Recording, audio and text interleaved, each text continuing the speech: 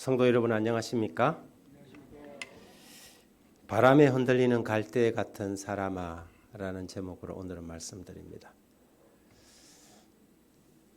우리 이송희 집사님이 어제 꽃을 이렇게 아름답게 꼽아놨습니다. 예쁩니까? 너무 예쁜 꽃이죠. 이 꽃 이름이 뭐죠? 날이에요?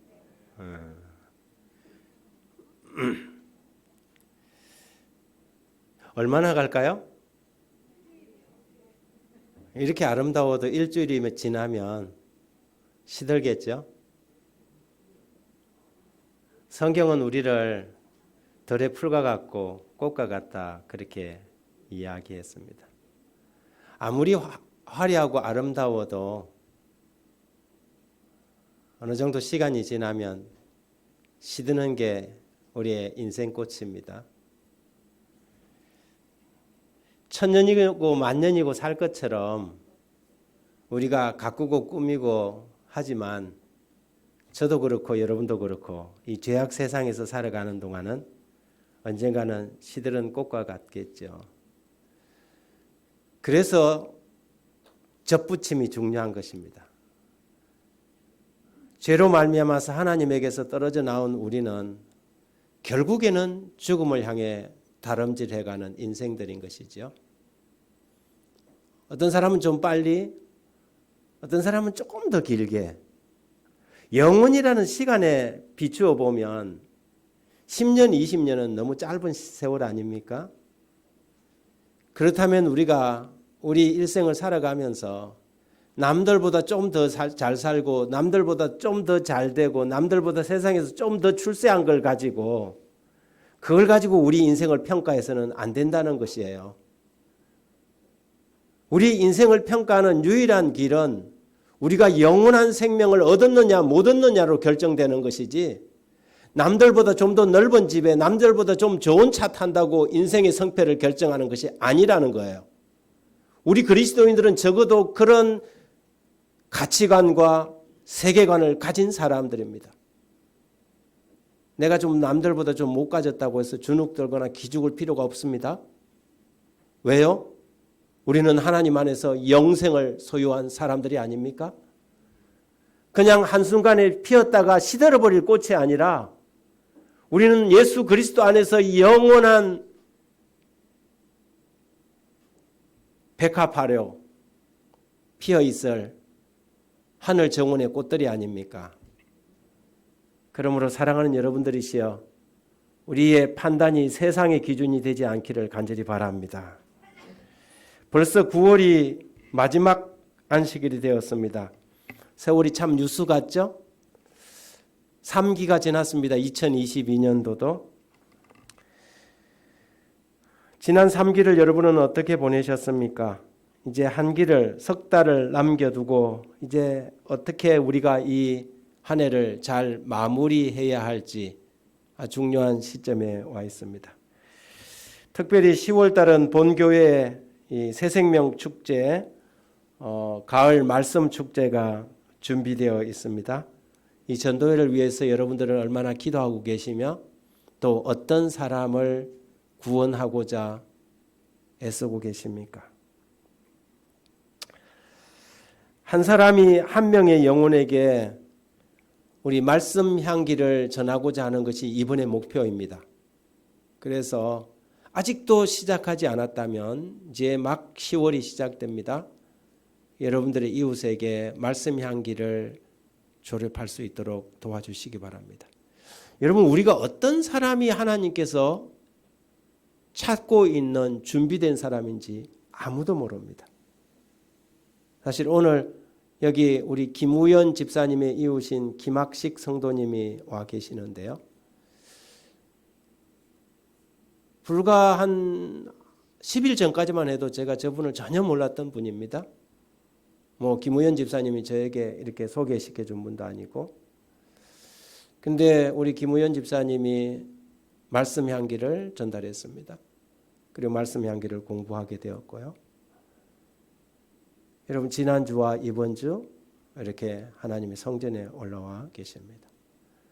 제가 왜 이 이야기를 하느냐 하면 여러분 어떤 영혼이 하나님께서 진짜 찾고 계신 하나님의 이런 양인지 아무도 몰라요. 저 사람인 것 같다 하지만 막상 다가가 보면 아닌 경우가 많아요. 아주 멋있고 잘 준비하고 많이 배운 사람 같아서 저 사람이야말로 하나님이 찾고 계신 바로 그 영혼이다 생각해서 가보면 아닐 경우가 많아요. 그런데요, 우리가 생각 없이 기도하고 탁 던졌는데 그 사람이 하나님께서 찾고 계신 하나님의 잃어버린 양일 수 있다는 사실이에요. 중요한 것은 우리가 이런 인지와 감각 없이 살아가고 있다는 것이죠. 사람의 생각과 평가와 잣대를 가지고 사람을 다 이렇게 하니까 누가 어떤 사람이 하나님이 진정으로 찾고 있는 사람인지 모르는 것입니다. 우리의 체면과 우리의 생각 속에서 내가 저 사람에게 이런 걸 주면 저 사람이 나를 어떻게 생각할까? 이런 것 저런 거 다 따지다 보면 하나님께서 찾고 계신 영혼을 우리는 결코 찾을 수가 없는 것입니다. 때때로는 하나님이 그 영혼을 우리 곁에다가 세워두셨는데도 빤히 우리 곁에서 100m 몇십 미터 안에 있는데도 그것도 모르고 우리는 엉뚱한 데 가갖고 삽질을 할 수 있는 것이지요. 그러므로 여러분 이번 기회에 기도하고 하나님이 찾고 계신 영혼이 누구입니까? 그 한 영혼을 좀 만나게 해 주십시오. 기도하고 여러분 이 말씀 향기를 전해보시기 바랍니다. 네, 하나님께서 그 영혼들을 만나게 해 주시리라고 생각합니다. 여러분 죄가 무엇일까요? 도대체 죄란 어떤 정체를 가졌기에 그렇게도 무자비하게 사람들을 자기 마음대로 끌고 다니다가 마침내는 지옥의 구렁텅이로 던져버리는 것일까요? 요한은 헤롯의 감옥에 감금되어 있었습니다. 한때 요단 동편에서 회개의 기배를 전하며 회개하라 천국이 가까워 왔느니라 교만한 바리새인들을 향하여 독사의 자식들아라고 외치던 이 대담한 선지자가 지금은 토굴 속 감옥에 쓸쓸하게 갇혀 있었습니다. 이 헤롯 안티바라는 왕은 방탕한 사람이었습니다. 그는 자신의 동생의 아내 제수씨죠. 자기의 제수와 부적절한 관계를 맺고 있었습니다. 요한은 그의 부적절한 이 죄악을 보고 책망하고 정죄했습니다. 그의 충성스러운 지적으로 요한은 헤롯의 감옥에 감금되어 있었습니다. 하지만 헤롯 안티바는 요한을 두려워했습니다. 왜냐하면 그가 하나님의 선지자라고 믿었기 때문이죠. 마가복음 6장 20절에 헤롯이 요한을 의롭고 거룩한 사람으로 알고 두려워하여 보호하며 또 그 말을 들을 때에 크게 번민을 느끼면서 달게 들었다 그랬어요. 자기가 죄를 짓고 있으면서도 요한이 그를 지적하니까 마음에 자기 양심에 탄식이 일어났어요. 두려웠어요. 번민을 느꼈어요. 하지만 그는 자기의 죄를 고치려고 결단하지는 못했습니다. 한동안은 죄악의 사슬을 끊어버리려고 노력했습니다. 그러나 그는 좀 더 단호하고 분명한 결단이 필요했습니다. 죄는 그렇게 간단치 않습니다. 죄는 사람을 한번 물고는 그냥 적당히 버려두는 것이 아니라 이 사람을 끝까지 구렁텅이로 지옥의 구렁텅이로 끌고 가는 것이 죄예요.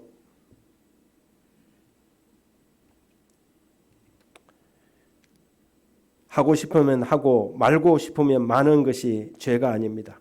때론 목숨을 걸 각오로 잘라버리지 않으면 죄라는 놈은 평생 붙어 다니면서 이 사람을 끌고 다니다가 만신창이 되도록 만들고 지옥불에 던져버리는 것입니다. 최근에 우크라이나 대통령 젤렌스키가 한 연설이 굉장히 많은 사람들의 가슴에 반향을 불러일으키고 있습니다. 이 전쟁이 처음 발발할 때만 하더라도 세계의 모든 공통적인 뉴스들과 사람들은 일주일이면 우크라이나는 항복할 것이라고 그렇게 생각했습니다. 그리고 러시아도 우크라이나를 침공할 때 소풍 가듯이 그냥 지난번 발칸반도 집어삼킬 때처럼 금방 손들 줄 그렇게 생각했습니다. 그러나 7개월이 지났습니다. 아니 7개월이 지났을 뿐만 아니라 지금 전쟁의 양상이 바뀌었습니다. 지난주에 푸틴 대통령이 군 동원령 30만 명 동원령을 내렸습니다.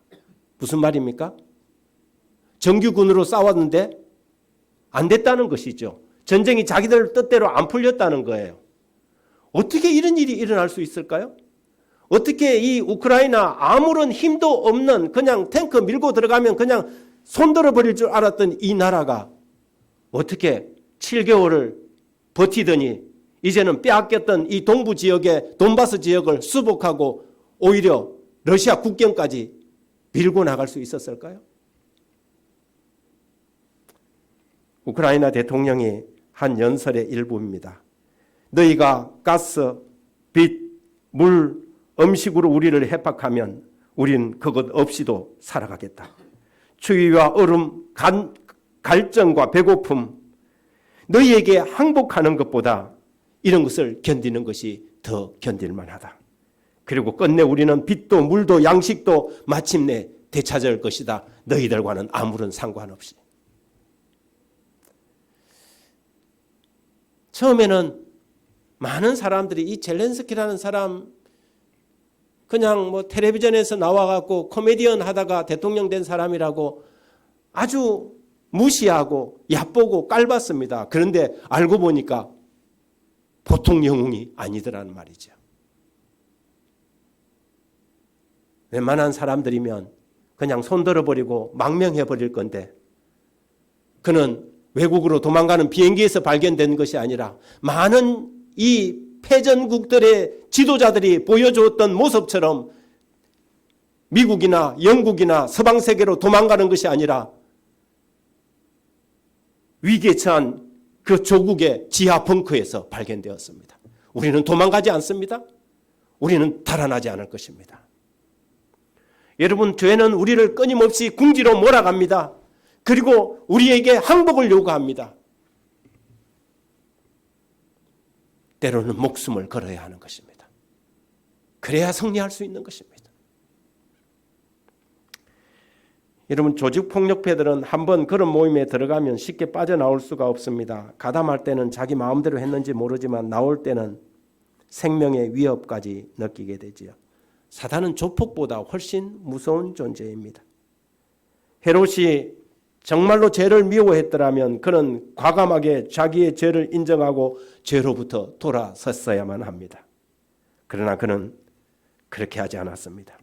마음은 이게 아닌데, 이러면 안 되는데, 선지자의 말이 맞는데 그의 양심이 요동쳤음에도 불구하고 그는 점점 그 죄를 즐기고 있었습니다. 결단이란 끊어낸다는 말입니다. 과거의 삶으로부터 자신을 단절하는 것이요, 필요에 따라서는 자신의 일부를 잘라내서라도 거기서 빠져나와야 하는 것이 죄인 것입니다. 하나만 빼앗고 마는 것이 죄가 아닙니다. 모조리 빼앗아 버리는 것이 죄입니다. 그래서 때로는 잘라내야 하는 것이지요. 청년에게 보내는 기별 98쪽에 이렇게 적혀 있습니다. 은밀한 기도와 하나님의 말씀의 연구를 등한히 하지 않도록 조심하라. 이것은 그대들이 천성을 향하여 전진하지 못하게 하려고 노력하는 사단을 대적하는 무기들이다. 기도와 성경 공부에 있어 한 분의 등한은 두 번째 등한을 용이하게 한다. 성령의 호소에 대한 단 한 번의 반항은 두 번째 반항의 길을 준비한다. 이렇게 함으로 마음은 굳어지고 양심은 마비된다. 그와 반대로 유혹을 대항하면 그때마다 그 다음 대항을 더욱 용이하게 한다. 자아를 부인할 때마다 자아를 부인하는 일은 쉬워진다. 승리를 얻을 때마다 새로운 승리를 얻을 길이 준비된다. 유혹을 대항할 때마다, 자아를 버릴 때마다, 죄를 이길 때마다 영원한 생명에 이르는 씨앗이 뿌려지는 것이다. 모든 이타적인 행동은 새로운 영적 힘을 준다. 그리스도와 같이 되려고 노력할 때 더 고상하고 더 진실하게 성장하지 않을 사람은 아무도 없다. 한 번의 결단, 한 번의 결심, 한 번의 싸움, 한 번의 저항, 여러분, 이것들이 모여서 마침내 뚝을 무너뜨리고 우리를 옥죄고 있는 죄악의 사슬을 끊어버리는 것입니다. 그러므로 여러분, 포기하지 마시기 바랍니다. 금지된 길을 조심성 없이 재촉하여 달려가는 어리석고 자만하고 완고하고 교만한 사람들, 언제나 저들이 원할 때면 방향을 바꿀 수 있다고 스스로 자랑하는 사람들은 함정의 길을 걷고 있는 것이다. 저들은 혹시 한 번의 타락, 한 번의 실수를 회복할 수 있을지 모르나 얼마나 많은 사람이 이 한 번의 발을 잘못 디딤으로 영원한 멸망에 빠졌는지 모른다. 그래서 단 한 번의 선택, 단 한 번의 이 시도가 얼마나 위험한지 몰라요. 내 이쯤 하다가 언젠가는 돌아갈 수 있겠지? 여러분, 하나님의 율법에 대해서도 마찬가지예요. 이쯤 하면 대충 하면 돌아갈 수 있겠지. 항상 하는 그것이 뭐냐면 사단의 유혹인 것이지요. 괜찮아. 한 번만 하면 되잖아. 한 일주일만 하면 되잖아. 한 1년 후에는 다시 돌아갈 수 있어. 이것이 사단의 전략이에요. 예수님에게 천하만국을 보이고 2번 절하라 하지 않고 몇 번 절하라고요? 한 번만 절하라. 그리하면 천하만국을 내게 줄 것이다 그랬습니다. 그런데 예수님께서 이런 지하에 거절해 버렸습니다. 왜냐하면 여러분, 단 한 번의 타협이 영원한 멸망으로 가는 입구이기 때문에 그렇습니다.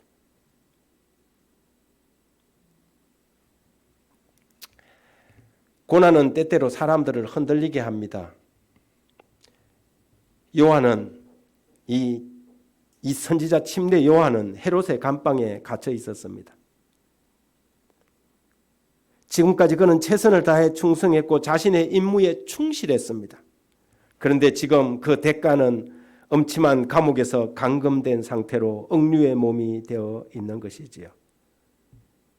요한에게도 인간적인 연약성이 없었겠습니까?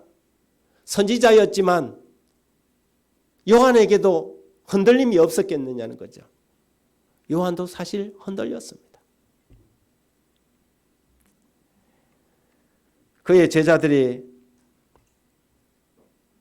감방 밖에서 일어나는 일들을 하나하나 전달해 주었습니다. 사람들이, 요한을 따르던 사람들이 다 누구에게 몰려갔어요? 예수님께 몰려갔는데 요한이 예수님을 향하여 보라, 세상 죄를 지고 가는 하나님의 어린 양이로다고 예수님의 길을 다 깔아줬는데 예수님이 요한을 구출할 생각은 전혀 안 하는 거예요. 때때로는 우리의 삶에도 그런 일들이 일어납니까? 하나님께 기도해도 기도에 응답이 없는 것 같고, 내가 수년 동안 오랫동안 하나님께 기도하고 하나님의 일에 열심을 했는데 돌아보니 남은 것은 없고 세상 사람들은 잘 먹고 잘 사는데 나는 아무것도 남은 것이 없는 것 같은 이 초라한 좌절감이 밀려올 때가 있습니까? 요한이 그랬습니다. 그리고 예수님은 마치 요한의 고난에는 아무런 관심도 없는 것처럼, 침례 요한은 지위 고하를 막론하고 죄악을 두려움 없이 책망하는 자로서 자기의 사명을 완수했다. 그는 담대하게 헤롯 왕을 대면하여 그의 죄를 솔직하게 책망했다. 그가 자기의 생명을 초계처럼 여긴 것은 자기에게 맡겨진 사업을 성취하기 위함이었다. 그런데 이제 요한은 자기가 갇힌 옥에서 유다 지파의 사자가 압제자의 교만을 무너뜨리고 울부짖는 가난한 자들과 자기를 구원하여 주실 것을 고대했다. 그러나 예수께서는 자기 주위의 제자들을 모으시고 백성들을 고치시며 가르치는 것으로 만족히 여기시는 것처럼 보였다. 날마다 로마의 멍에가 이스라엘을 더욱 무겁게 누르고 헤롯 왕과 그의 사악한 간부가 그들의 목적을 수행하며 가난한 자들과 고통받는 자들의 외치는 소리가 하늘에 사무치고 있을 때 예수께서는 세리들의 식탁에서 잡수고 계셨다. 이쯤 되면 요한도 마음이 흔들 수밖에 없었습니다. 그래서 하루는 제자들을 불렀습니다. 야들아, 예수님 좀 한번 만나고 와라. 예수님 좀 한번 만나고 와라. 그리고 그들이 가서 물은 질문이 뭐냐면, 우리가 다른 일을 기다리오리까? 이 말이 무슨 말입니까? 요한이 내가 사람 잘못 본 것입니까? 요한은 침례받을 때 하늘에서 들린 분명한 음성을 들었습니다. 이는 내 사랑하는 아들이요 내 기뻐하는 자라는 하나님의 음성을 듣고 예수님에게 침례를 베풀고 난 다음에 예수님을 이튿날 보라 세상 죄를 지고 가는 하나님의 어린 양이라고 메시아라고 분명히 지적했었습니다. 그런데 이제 와서 내가 사람을 잘못 본 것일까? 그동안 나의 모든 수고가 헛된 일일까? 하나님을 믿는 사람들에게도 이런 일이 종종 일어납니다. 최선을 다한 후에도 아무런 보상이 없는 것처럼 보이고 열심히 기도했는데 응답이 더딘 것처럼 느껴질 때 흔히 사람들은 우리가 다른 일을 기다려오리까? 내가 종교를 잘못 선택했는가? 이 길이 아닌가? 이런 생각이 드는 것이지요. 믿음은 흔들리고 주체할 수 없는 불신이 거세게 몰아칠 때 우리는 어떻게 행동해야 할까요? 지금까지 믿어온 신앙을 내팽개치고 이리저리 흔들리는 바다 위의 표주박처럼 흔들리는 갈대처럼 휘어져야 할까요? 오늘날 심지어 이 기독교인들조차도 이런 위기가 찾아오면 심지어 어떤 사람들은 무당을 찾아가는 사람도 있다 그래요. 전보러 가는 것이죠. 오죽하면 그러겠습니까마는 그 어디에도 우리의 문제를 해결해 줄 다른 이가 없음을 기억하시기 바랍니다. 사도행전 4장 12절에 다른 이로서는 구원을 얻을 수 없나니 천하 인간의 구원을 얻을 만한 다른 이름을 우리에게 주신 일이 없음이니라. 사랑하는 성도 여러분, 아무리 힘들고 어려워도 다른 일을 기다리지 마십시오. 다른 일을 찾지 마십시오. 마음이 흔들리고 마음이 흔들릴 때 다시 한번 다른 이가 없음을 기억하시기 바랍니다. 야고보서 1장 6절 7절 오직 믿음으로 구하고 조금도 의심하지 말라. 의심하는 자는 마치 바람에 밀려 요동하는 바다 물결 같으니 이런 사람은 죽게 얻기를 구하지 생각지 말라. 오직 믿음으로 구하고 조금도 의심하지 말라. 의심하는 자는 마치 바람에 밀려 요동하는 뭐와 같다고요? 바다 물결 같다고요. 예수님께서 요한의 제자들의 질문을 듣고 아무런 대답을 하지 않았습니다. 그리고는 그분께서 하시던 일을 계속 하셨어요. 맹인을 고치시고 안전뱅이를 걷게 하시고 나병 환자를 고치시고 이런 일을 다 하고 난 다음에 그들에게 너희 선생에게 가서 너희가 여기서 본 그대로 너희가 본 대로만 가서 이야기하라고 말했습니다. 요한의 제자들이 감방에 있는 요한에게 돌아와서 이런저런 이야기를 합니다. 갔더니 맹인이 낫고 안전뱅이가 일어서고 이런저런 이런 일들이 있더이다.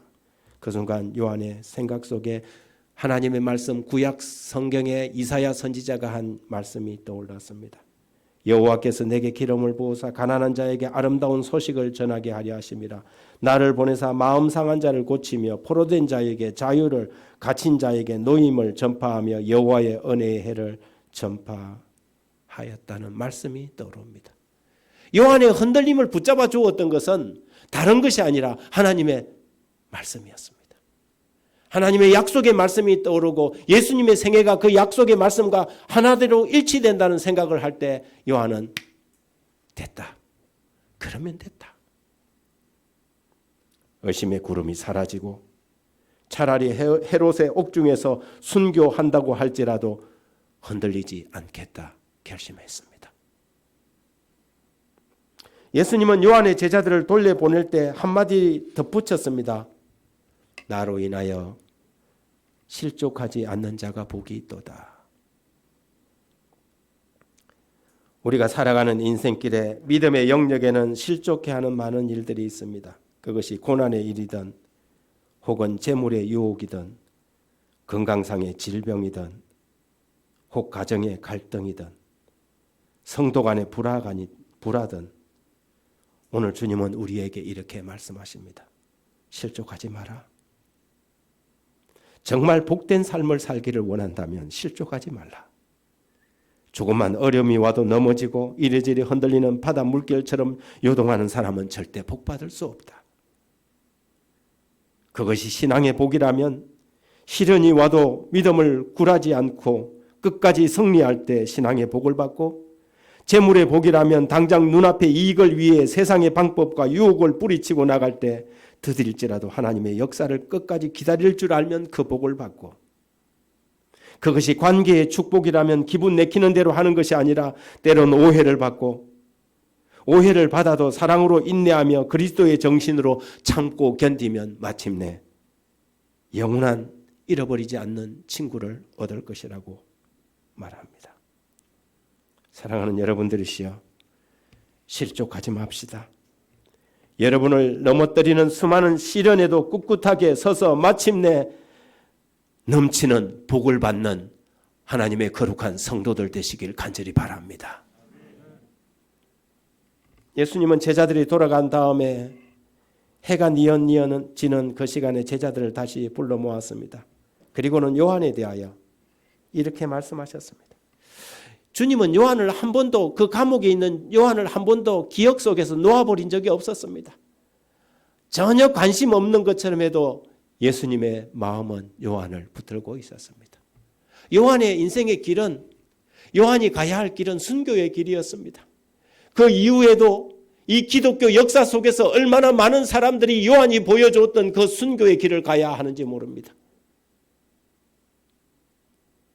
요한이 순교함으로 그 이후의 진리 때문에, 하나님의 말씀 때문에 수많은 그리스도인들이 로마의 박해 아래서 때때로는 정원에 등불을 밝히는 등대불로 화형을 당하기도 했습니다.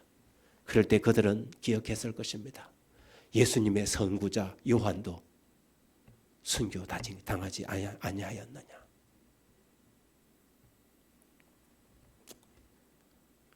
제자들에게 예수님께서 너희가 무엇을 보려고 나갔더냐? 바람에 흔들리는 갈대더냐? 요단강변에서 자라는 산들바람이 불 때마다 흔들리는 키가 큰 갈대는 침례 요한의 전도를 비평하고 판단하던 사람들인 랍비들을 상징하기에 참 좋았습니다. 그들은 여론의 바람에 이리저리 흔들렸습니다. 세상적인 관점에서 흔들리는 갈대 같은 사람들이었습니다. 그러나 침례 요한은 갈대가 아니었습니다. 그는 사람의 마음을 꿰뚫어보고 진리와 원칙을 위하여 굳건히 서는 반석 같은 사람이었습니다. 여러분, 주님은 오늘 우리에게 묻습니다. 너희가 무엇을 보려고 광야에 나갔더냐? 바람에 흔들리는 갈대더냐? 여러분은 갈대입니까? 바람에 흔들리는 갈대입니까? 삶이 조금만 어려워지고 세상이 이런저런 일들로 여러분의 영혼을 흔들어 놓으면 이리 흔들리고 저리 흔들리는 갈대냔 말입니다. 요한은 갈대가 아니었습니다. 요한은 반석 같은 사람이었습니다. 감옥에서도 광야에서도 하나님의 기별을 굳굳하게 전하는 반석 같은 사람이었습니다. 오늘날 이 시대에 하나님께서 찾고 계신 하나님의 백성들은 갈대 같은 사람이 아니라 반석 같은 사람인 것입니다. 그러면 너희가 무엇을 보려고 나갔더냐? 부드러운 옷 입은 사람이냐? 보라, 화려한 옷을 입고 사치하게 지내는 자는 왕궁에 있느니라. 요한은 그 당시 죄와 방종을 견책하기 위하여 약대 트롯 한 벌로 그 당시에 그 고위층 사람들을 향하여, 바리새인들을 향하여, 왕궁에 있는 사람들을 위하여, 화려한 옷을 향하여 입은 사람들을 향하여 진리의 말씀을 전하고 경고했던 사람입니다. 요한의 어복은 제사장들과 관원들이 입은 옷과 확실한 대조를 이루었습니다. 성직에 있는 자들이 사치한 두루마리와 값진 장식품으로 차려입고 있는 반면 요한은 단순한 옷을 입고 있었습니다. 여러분, 우리는 왕궁의 사람들처럼 화려할 수 없습니다. 또 화려해서도 안 됩니다. 그러면 과연 우리는 누구입니까? 바람에 흔들리는 갈대일까요? 신앙과 믿음의 원칙도 없고 지조도 없는 갈대인가요? 여러분은 어떤 사람이 되기를 원합니까? 아니면 여전히 하나님 안에 있다 자부하면서도 여전히 세상의 쾌락을 갈구하고 부드러운 옷과 화려한 삶을 추구하며 하나님의 종들이 가야 하는 극기와 순결의 길과는 거리가 먼 이 세상 왕궁의 사람들의 길을 가기를 원하십니까? 도대체 우리는 어떤 사람입니까? 기억하십시오. 우리는 갈대가 아닙니다. 상한 갈대라도 꺾지 아니하시는 갈대 같은 우리를 사랑하지만 그냥 갈대로 남아있기를 원하지 않는 우리 주님이 계십니다. 여러분, 우리는 이 시대의 선지자들인 것입니다. 앞만 보고 달려가는 세상을 향하여 침례 요한처럼 제2의 침례 요한으로 세상을 향하여 하나님의 기별을 전해야 하는 여러분과 저는 선지자인 것입니다. 이 세상을 향하여 거룩한 음성을 바라는 광야에서 나는 하나님의 목소리들인 것입니다. 시대의 징조를 분별하고 남들이 보지 못하는 것들을 보며 다른 사람이 알지 못하는 미래를 예언하는 선지자들입니다. 하나님의 말씀을 이 시대에 맞게 조명하고 어둠에 앉은 사람들에게 그들의 갈 길과 살 길이 무엇인지를 말하여 줄 수 있는 선지자 말입니다. 목에 칼이 들어와도 원칙에 꿋꿋하게 서서 이 세상의 죄를 죄라고 말할 수 있는 선지자 말입니다. 왜 그렇습니까? 왜 우리는 그런 선지자가 되어야 합니까? 예수님께서 여인이 낳은 자 중에 가장 큰 자가 요한이라 그랬는데 하늘에서는 가장 작은 자도 요한보다 클 것이라고 했습니다. 그러니 하늘에 마침내 가야 할 저와 여러분이 요한보다 큰 자가 아니겠습니까? 덩치가 크다는 말이 아니라 하나님에 대한 은혜를 그만큼 더 많이 입은 자라는 뜻입니다. 그렇다면 우리가 절대 바람에 흔들리는 갈대는 되지 맙시다. 여론에 흔들리는 정치인들처럼 소신도 없고 원칙도 없는 그런 사람들이 아니라 이 시대의 양심이 되고 말씀이 되고 빛이 되는 저와 여러분이 되길 바랍니다. 세상의 그 무엇이 판단의 잣대가 되어 이리저리 흔들리는 갈대가 되지 말고 하나님의 말씀으로 영원한 소망으로 독야청청하는 소나무 같은 반석 같은 마지막 시대의 침례 요한, 그런 저와 여러분이 되기를 바라며 말씀 마칩니다.